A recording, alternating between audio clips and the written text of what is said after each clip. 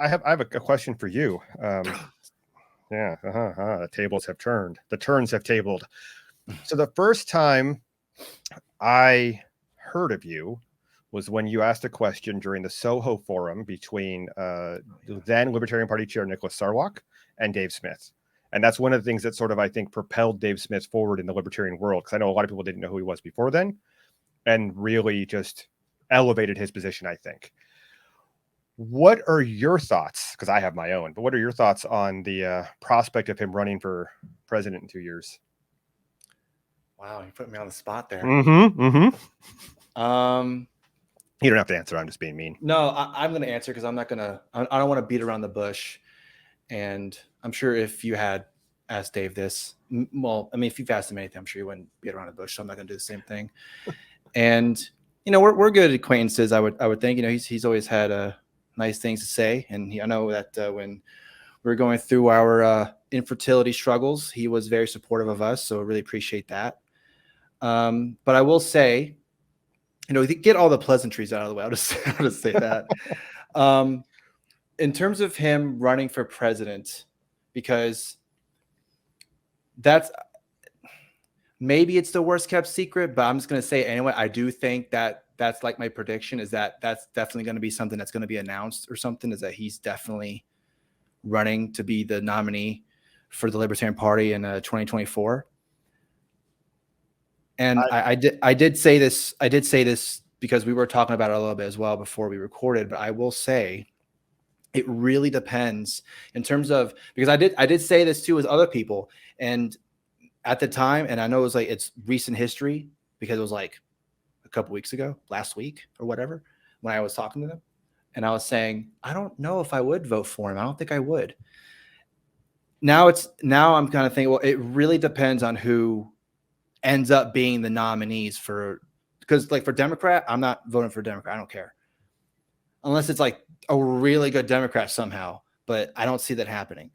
If it was a Mike Pence or a Mitt Romney type of person, then I'm not saying I would or I will, but I'm saying I'm more inclined to vote for Dave Smith. But if it was someone like Thomas Massey or a Rand Paul, and I know Rand Paul, but yeah, if it was those two, or even a Ron DeSantis, if he decided to run and he got the nomination, or if it was Donald Trump who decided he's going to run again and he got the nomination, I'd probably be more inclined to vote for those guys because I'd rather have them there than the other two guys that I had mentioned when I said I would vote for them. So, yeah, you can say what you're going to say. No. I was just thinking it's like that's sort of the take. It's like I've never met Dave Smith. I've never talked to him. I think I've had one Twitter exchange with him ever. He seems like a decent guy. Seems like a good guy. Seems like a reasonable person. My question for the Libertarian Party is, for the longest time, has been, then what? Because he's not going to win. I mean, that's just reality. Even if we can even hypothesize that even if he did win, cool, you're president and you have a hostile Congress against you because not a single Congress member is a libertarian. So now what? What are you going to do? Just veto everything? I mean, that's awesome, but they're just going to override you with bipartisan support.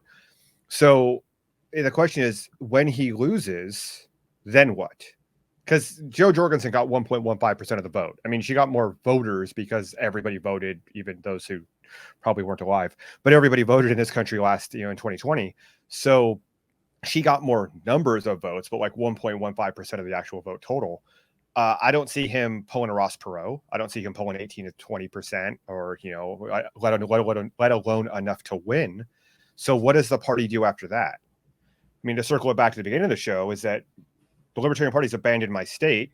Everyone I know is talking about the national, what's happening in Reno at the end of May, and then the worst kept secret in the LP of him or Spike Cohen running in one of the two capacities. So when they don't win in 2024, then what does the party do? Like, what's their goal? Because for me, I don't see it as a big rallying cry. And I do see it a little bit of a cult of personality, in that Smith's a good speaker. He seems like an affable human being. He seems like a nice guy. He seems to care about people genuinely. but people seem to look past how the system actually works. Like, even if he was polling 10% in the polls, they would just move the threshold to 15 to get in the debates. And if he got 15, they'd move it to 20. I mean, they changed it because Ross Perot did so well. You know, I don't know. Like, I did a video on TikTok about this. The Republican Party has said that they're leaving the commission on presidential debates because of how biased it is, which means they're just going to either for leverage or going to set up their own thing or whatever.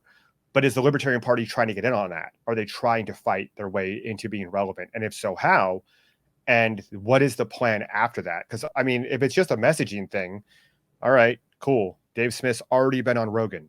What audience is he going to reach that he can't already reach now? And why would they take him seriously? I don't know that there's a value add. Depending on what state you live in, it could matter. If you're in a purple state, it'll matter. If you're in a red state, it probably won't. I'm in a way, way blue state. Doesn't matter at all here. So I probably wouldn't.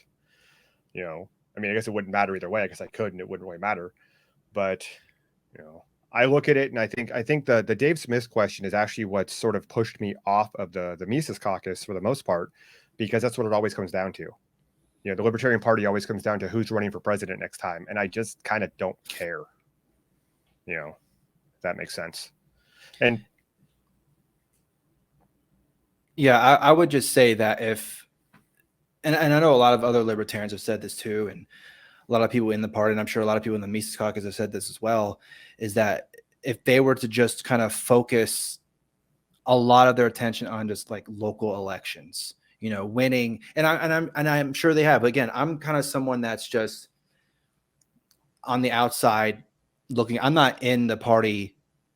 I'm not there at all the meetings. I have hardly any idea of how all the things go in the party or whatever. So I'm kind of just looking at it with like binoculars, you know what I mean? right.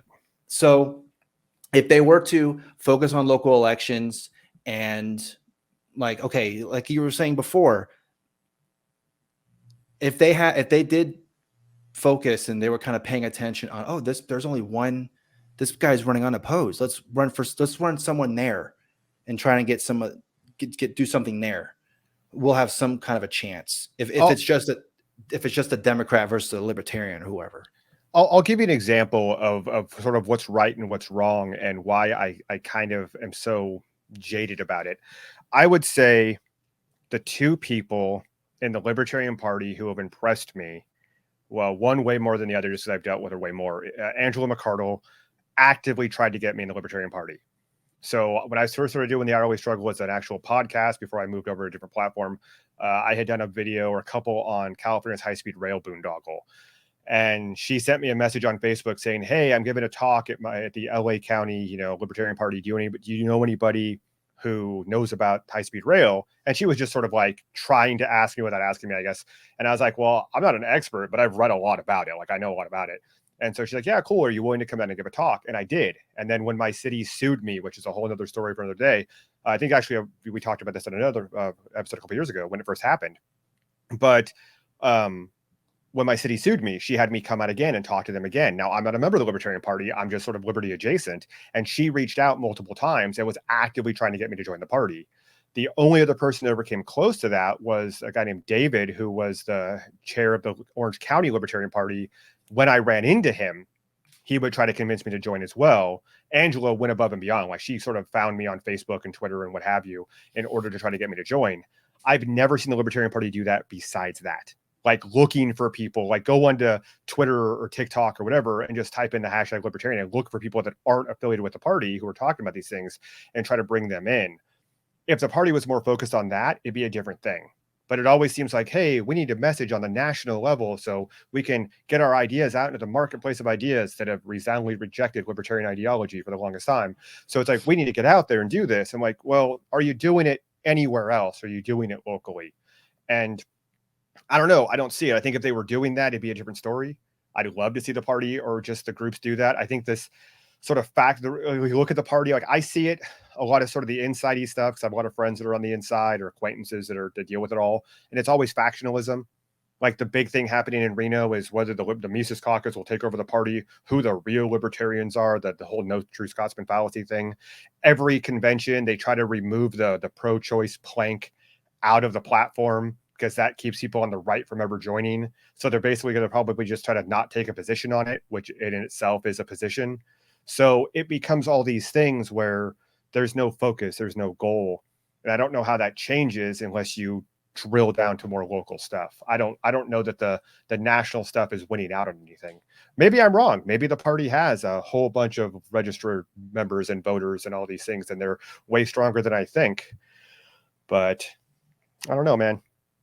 I feel like a lot of it is just a big fish, small pond thing. You see a lot of people who join and leave, and then you have like, the libertarians arguing with the post-libertarians and all of this stuff. And you can see that anywhere. Like I said earlier, that's MAGA versus never Trump. I mean, okay. Yeah. Yeah. And the same with the Democrats and like the socialist faction, I suppose you can say, against like the Nancy Pelosi's of the party or whatever. Sure. I mean, same thing. I would say the difference there is that the Democrats are always like, the Overton window is always shifting towards socialism, and the progressives on the left want like full-throated, socialism, and the Nancy Pelosi types are just inching their way towards it because they want to profit on it as much as possible. They're the red nobility. Right. And the Republicans have the Nancy Pelosi Republicans, and then sort of the MAGA people or whatever, and then you have the Liberty people like Rand Paul that are separate. I think the Liberty world needs to be relevant more and stop infighting so much so they can coalesce around messages. But yeah, I don't hold out much hope. Yeah, and I guess the last thing that I'll say about like the Libertarian Party and Arena Reset and Dave Smith, again, I mean, it hasn't been confirmed or whatever, but I think that's pretty much a done deal. I would think. I mean, again, maybe we're wrong. Maybe that we've all been completely blindsided. Oh, wait, he's not. Okay, well, I guess that's cool. I think he's running. I do. I think if he doesn't, he'll endorse somebody like Spike Cohen. I think he's running. He's been teasing it for a year or more now. The Mises Caucus has been teasing it for a year or more now. Whether or not he wins is a whole different story. I mean, if you had asked anybody in 2020 who the nominee was going to be, nobody was going to pick Joe Jorgensen. It was just, that's just what happened during the convention. So yeah, I think Joe Jorgensen was kind of the we don't like Jacob Hornberger and we don't like whoever else was running at the time. I think Jo Jorgensen's a good safe bet. Let's go for her. And then of course, being a safe bet, like you said, she got like what 1.5 million. The thing with her that I thought was hilarious was when she went on Rubin Report and asked Dave Rubin like point blank, "Hey, you gonna vote for me? You're gonna vote?" And Dave just went on this whole thing about basically the whole gist of his answer was no. I clipped that and put it on Twitter and tagged Rubin, and Rubin retweeted that with just laughing emojis, because it was just that thing of like, when he doesn't love you back sort of thing. Mm-hmm. And it was just, it was so painful to watch. But yeah, I don't know. I don't know that we could predict it. It's 2 years out, what have you. I mean, Spike Cohen wasn't anybody's top pick. I mean, he was some people's top pick, don't get me wrong, but he became the de facto pick because of inter-party nonsense. I do want to, because I like to pick on the Libertarian Party out of love, mostly, I do want to point out that it is their 50th anniversary this year with their convention, and their slogan is Liberty Unmasked. I'd like to point out that that's hilarious because 2 years ago, they almost didn't have an in-person convention because so many people in the party were afraid to go anywhere, and half their convention and their nominating was all online. So when it really, really mattered, they were absolutely masked, except for the Mises people, because they're the ones that pushed for the in-person convention that I was at in Orlando. But now, 2 years later, they're finally unmasked after the CDC said it was okay. So... Yeah, that was pretty funny when I saw that. I was like, wow, okay. And yeah, like you said, a lot of the people in the Mises Caucus were basically, no, we're not going to follow this. And, Dave Smith was really good on that. Tom Woods was really good on that. And a bunch of other people that were hounding on that. They were really good. I walked around Orlando that entire convention in 2020 with either a coffee or an energy drink in my hand because you didn't have to wear a mask if you were drinking. I have a video that I did on the floor where you can actually hear me crunch my can a little bit by accident, and you can tell that it's empty because it was just my prop the whole time. But yeah, there were a lot of people that were really good on it. That's what, again, the Mises Caucus was. That's why they had the in-person convention in Orlando, but a lot of people were not.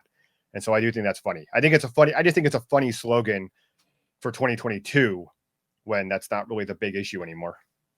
So yeah, that's definitely a good point. But yeah, so the last thing I'm going to say about the whole Dave Smith thing that I was going to say is that if he does decide to run, I think, like, if he went on Rubin Report, I'm sure he's smart enough not to say, "Hey, you gonna vote for me, Dave?" Like, he's not gonna say, maybe off camera, yeah, but not while they're recording. You know what I mean? They're not gonna do that.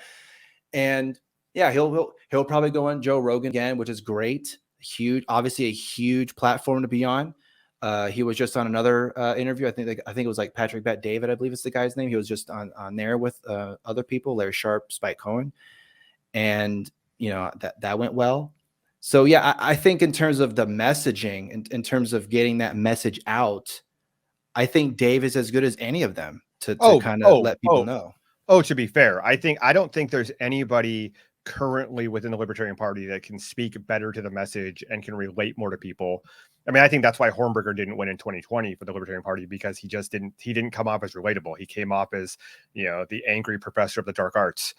And so it just didn't work. But I think Dave probably is one of the best voices in the movement. He probably is one of the most affable, most believable people. He comes off as, the most consistent motherfucker, and that's great. Whether it matters or not, I don't know. We'll see. Only time will tell. I agree with you. It depends on where you live. It depends on who's running. I mean, anybody who says, "Hey, I don't." Okay, let me just say, I don't think he'll go on Dave Rubin and ask if Rubin would vote for him on air. I don't think he'd make a blunder like that. I also don't think he'd have a "what's Aleppo" moment, right?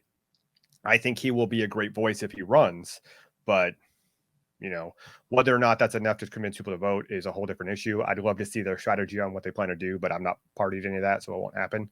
Yeah. So. But I definitely think, to kind of wrap this whole thing up, is that, like you said, he runs, he doesn't win. Then what? What's the plan there? What's the strategy there? And I think, and I've seen people ask that, and a lot of, at least from what I've seen people kind of just, they're like, we're not looking that far ahead. And I guarantee you there's the Republican National Committee or Democrat. I'm sure they're thinking, you know what, 2024, we're already thinking down the line of who we want. Because you can already hear ramblings of, I don't know if I want Kamala to be the Democrat. We got to find someone else. Sure. Like Kamala? Ugh. Sure. You never know who's going to win. Nobody would have predicted Barack Obama a couple of years before he became president. I mean, it was that thing where you never know who's going to win or how it's going to shake out, for sure. Some people just bomb on stage. Some people do really well. You never know. But if the party is not thinking ahead, you're like, okay, so if you ask most libertarians in the party, you ask them what's going to happen, and they're like, oh, well, we're trying to get 5%, for matching or whatever. You're like, okay, and if that doesn't happen, let's say 2020 happens, irrespective of how well Dave does, you're going to have so many mail-in ballots, so many drop boxes, so many things. Everyone's trying to facilitate every registered voter possibly voting. When that happens and you're just mathematically drowned out and you don't get 5%, then what? What's the plan then? And if the answer is something underpants liberty, that's not going to be a great selling point. And because, again, I've had this conversation with people back in 2020 when I was asking them who they were going to vote for and what party they were looking at. Nobody really had an answer of why should I vote for Joe Jordan, except for it's not the duopoly,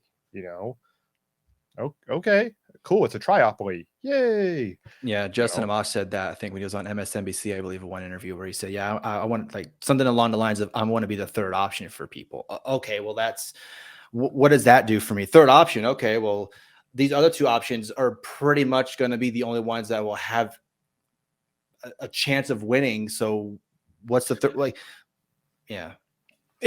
I touched on this before we started recording, but it's a really bad argument to make. And unfortunately, libertarians are really good at making bad arguments, intellectually sound, but sometimes just bad arguments. Because if your argument is that we're not part of the duopoly, the president's a little bit different, but any other office, you're like, yeah, but you still have to work with the duopoly. Like, if you win a seat in the state house, you have to work with a majority party or to a coalition to make a majority coalition in order to get committee assignments, in order to, have any sway, in order to do anything, in order to pick the house or the House Speaker, the Senate Speaker. I mean, if a Republican if a Libertarian was to win a Senate seat, are they voting for Mitch McConnell or are they voting for the Democrat? If they win a House seat, are they voting for Nancy Pelosi or Kevin McCarthy? So it's that issue, like, who are you going to caucus with? You can't just tell me, I'm going to be don't vote for the duopoly, because unless they take a majority, you still have to work with the duopoly. You're still going to caucus with them. So it's not really an answer. It's just this talking point that's not really, thought about in the long term of what does that really mean? Oh, it means you're going to build a coalition government after you're elected without telling me who you're going to coalition with. That's not a selling point for most people. So, I think it's interesting, but no. It's not like how some countries in Europe have, where it's not just, maybe there are two parties that kind of dominate, but there's definitely other parties that have seats. They have their say. They work with other parties or whatever, and they kind of have a coalition. They sort of work together and kind of do what they're going to do in their country. But here in America, it's basically you're either a Republican or a Democrat, and for the vast majority of Americans, that's how they'll see it. They won't, if they see like other options, they'll just be like, well, what? And I know it's like a tired argument that libertarians hear, but when they hear, well, I just be wasting my vote away, a lot of people would think that, because, well, if I vote for the libertarian, even though I'm more of a Democrat, but I like what the libertarian's saying, the Republican might win. And I don't like Republicans. Sure. And the easiest way around that is to not get into races necessarily that are going to be contentious like that. Why are you, if you have a presidential ticket that's going to be split by a few million votes, why are you going to get in that race? Especially if you're mathematically impossible to win. Like, you're a party that's never won a federal race. Why are you running in that? Why are you not running in races where it's majority Republican and you can eke out the Democrat? So you're on the ticket. So you're a valid voice on the ballot. So you're actually covered by the press because they have to cover the opposition. Run in a race against the Democrats where no Republican runs, and run in that race. And that way you're not being accused of stealing votes because there is no opposition party. I mean, that would be the way to do that. But instead, it's always like, we're going to run for president. And you're like, and then what? And then we're going to run for president. Right. And what's your plan after that? And then we're going to run for president. Like, oh, come on. I mean, so like I said earlier, like if they ran in my assembly seat, California Assembly, they would be guaranteed in the general election. They would get news coverage just by virtue of being on the ballot. There are several seats across the state that are like that in California. There are several seats like that across the country. And that would be a great way to focus. Again, I'm not part of the LP. I can't tell them what to do. But I think that if you want to get away from that, you're just stealing votes from so-and-so, which is, it's a BS argument. Don't get me wrong. But people do think that way. They really do think that my vote could sway. It's a swing vote with the Kevin Costner. My vote could sway the election, even though I live in a blue state that's going to go completely the opposite direction. It's like, my vote could swing the election, so I can't throw it away.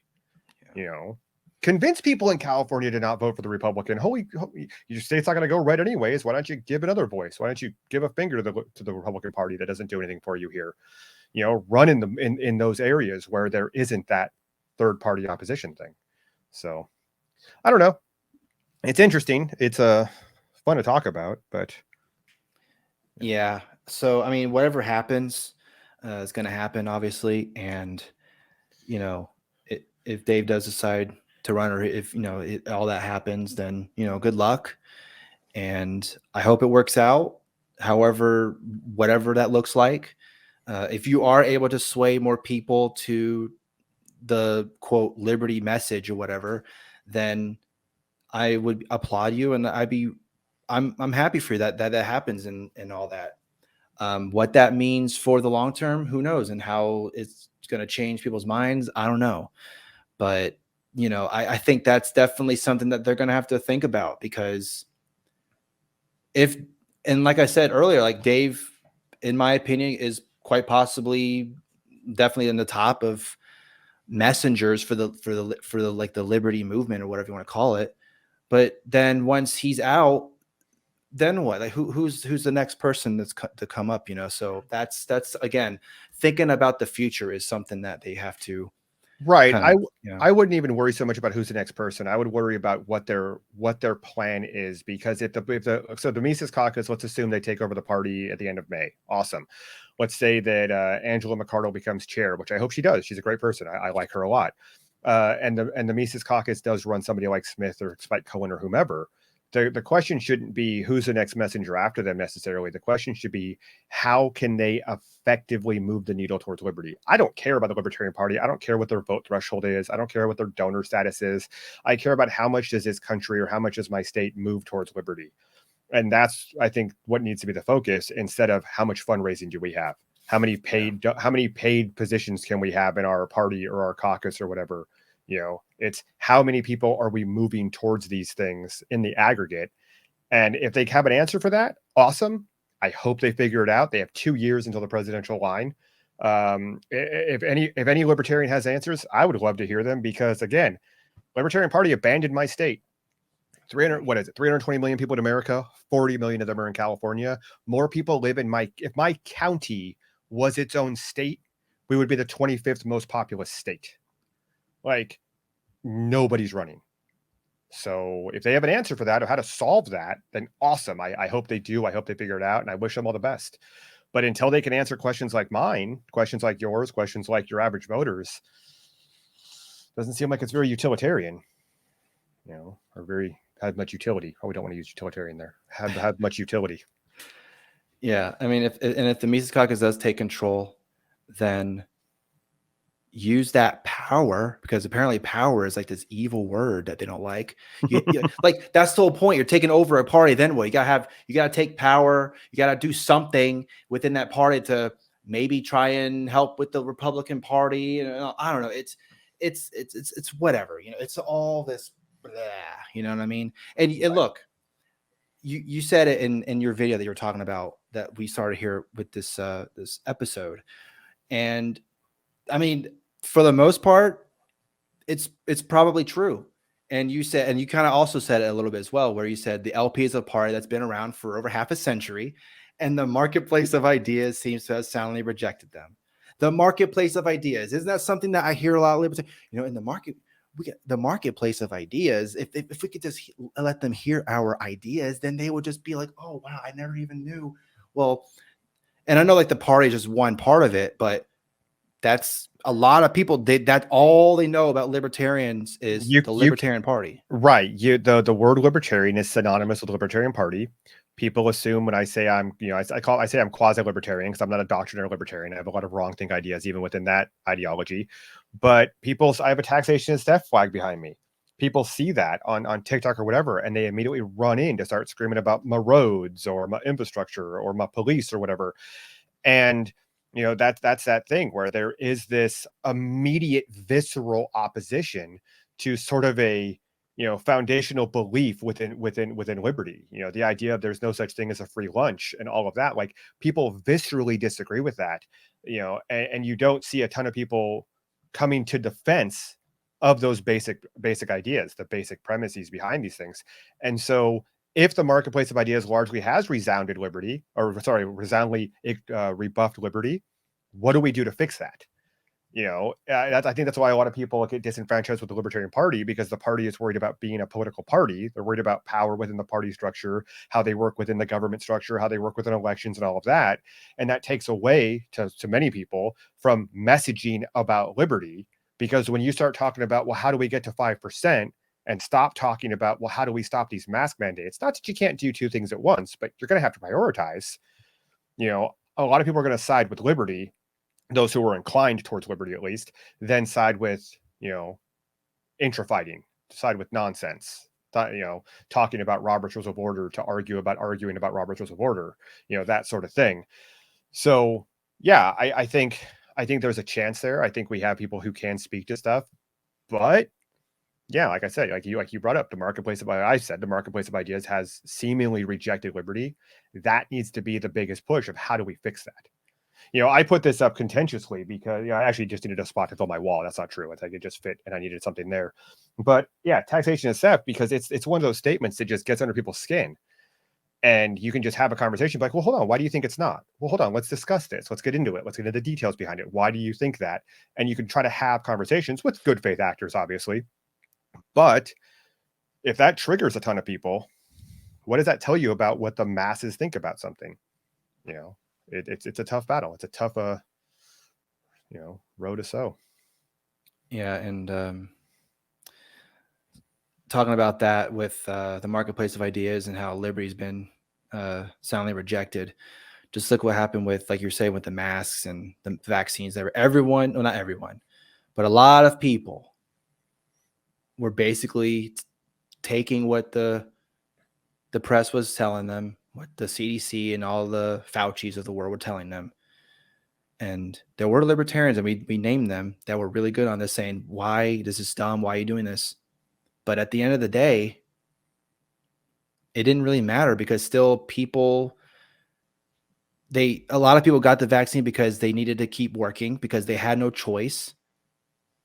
Or, they had to get the vaccine because, well, my family's doing it and I feel obligated to. And I know there's some people that didn't do it and they got a lot of tension with their families and all that stuff. And that's really unfortunate. But basically what I'm trying to say is that a lot of people just kind of took that and they weren't thinking about liberty. They were just thinking about, well, if they say I have to get the vaccine to do the things that I need to do or that I want to do, then I'm going to do it. And, another line that I'll say about that, that I heard from one Pete Quinones recently, he said, some people's idea of freedom is getting that third shot. And when I heard that, I was like, man, that really hit the nail on the head, because a lot of people felt that way. Not just on the left. It was also on the right too. There are some people on the right who are like, I gotta get the vaccine. I have to. It's the only way we'll go back to normal. I mean, exactly. That's a fundamental problem, where you have people who have a completely different definition of what liberty or freedom means. I mean, you talk to people in Europe and they think freedom means freedom to pursue my own hobbies and interests. It's freedom from having to pay for my medical bills. It's freedom from having to pay for school. It's freedom from having to work full time. That's what they think freedom means. It's sort of freedom from personal responsibility. So when you start throwing words around like liberty and freedom, you have to baseline it. What does that mean? You get into problems where if you try to appeal to too many people, you end up like Joe Jorgensen's media team telling everybody they need to be anti-racist, which is just completely off point for the Libertarian Party. So it ends up being that problem of some people don't care about esoteric liberty. Some people don't care about, well, a perfect government would have, there'd be no government and everything would be, anarcho-Capistan or whatever, and it'd all be awesome. Most people can't see that. Most people can't see 6 months down the road, 2 years down the road. They're worried about if they're going to make their bills right now. And I think if I had to say one thing to anybody in the liberty world, is that stop screaming at everybody that they're statists. That's the big thing, is that everybody came to liberty from somewhere, and people do make bad decisions. I know plenty of people who were pushing for, the mask mandates and the vaxes and everything else. And then they finally got the data and they're like, oh, maybe I was just blind to it. Cool. It's a redemption story. Maybe we can bring them in or whatever. But, I don't know. I think there's so many people that can be reached with what a libertarian might think is liberty, what somebody like a Thomas Massey would think is freedom, somebody who might be receptive to the brilliant arguments in economics in one lesson. I mean, that book's from 1947. Be nice if people actually read it. Be great. I sort of have this joke about the Mises Caucus. I wish more people would read Human Action and not just use it as a hashtag. But, it's that thing where we have, in the liberty world, liberty adjacent world, there's a lot of great ideas, a lot of great points, a lot of great paths towards freedom. And I'd like to see more people work together and be like, oh, cool. Yeah, I'm not a member of the Libertarian Party. Awesome for you. That's great. I wish Angela the best. I hope she wins this chair. I would actually consider to going to Reno if it wasn't an 8-hour drive, because it'd be fun to go. But I wish him the best. It's not for me. But I'm not gonna crap. I'm gonna crap all over it from the outside of like, hey, this is what I think the problems are. You should fix these things, and they can take it or leave it. You want to be an agorist? Awesome, go do that. You want to be a homesteader? Cool, go do that. How can you bring more liberty into the world? Awesome. And I think once the people figure out sort of the big tent outside of the party, we'll all be better off, and it'd be awesome. But that's just me.